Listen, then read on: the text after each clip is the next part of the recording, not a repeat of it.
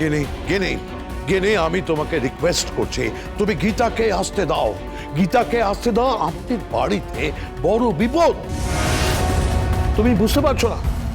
আমি সবে কোর্ট থেকে ফিরলাম। কোর্টে কি হয়েছে তোমরা যদি শুনতে তাহলে শিউরে উঠতে। আমাকে ফাঁসানোর চেষ্টা হচ্ছে, আর গীতা আমাকে বাঁচানোর চেষ্টা করছে। ওই মেয়েটা পরিবারের জন্য সবকিছু করছে, দু হাতে পরিবারটাকে আগলাচ্ছে প্রায় দেবী দুর্গার মতো। তোমার তো তার থেকে শেখা উচিত গিনি। না, শিখতে পারবো না, আমি শিখতে। আমরা দুজন parallel lines, we can never meet. আমরা কোনোদিনও মিট করতে পারবো না।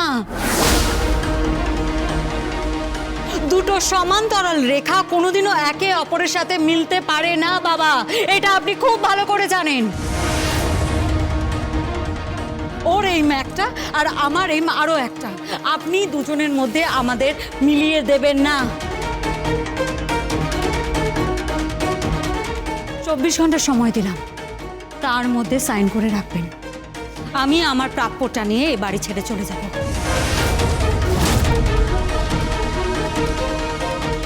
নইলে তো একটা কেস খেয়ে বসেই আছেন।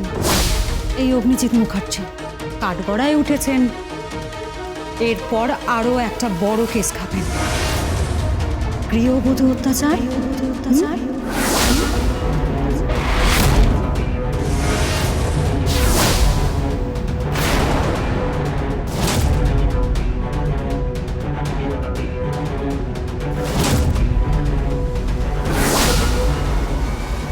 মিথ্যে কেস করবে? মিথ্যে কি সত্যি সেটা কোর্টে প্রমাণ হবে। And I'm telling you, এই কেসটাও ভজন মিত্তিরের হাতে যাবে।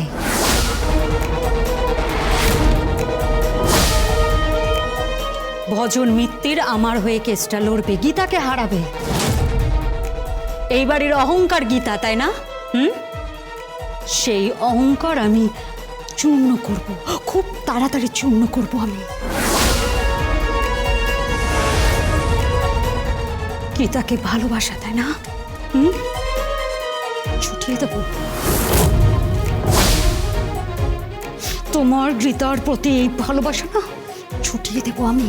তুমি আমার স্ত্রীকে অপমান করছো। থাক, সব মান অপমানের ঠেকা সবকিছু তোমার স্ত্রীর নামে লিখে দিচ্ছ, তাই না? কিন্তু এই বৌদির কি হবে কোনোদিনও ভেবে দেখেছো তোমরা? কি হবে এই বৌদির? বৌদির মান অপমানের কথা মাথায় আসেনি কোনোদিনও? হ্যাঁ, এই বৌদি এই বাড়িতে ঢোকার পর থেকে সারা রাত গুমড়ে গুমড়ে কেঁদেছে, বালিশ ভিজিয়েছে কান্নায়। নিজের স্বামীকে কাছে পেতে চেয়েছে, কিন্তু কোনোদিনও কাছে পাইনি।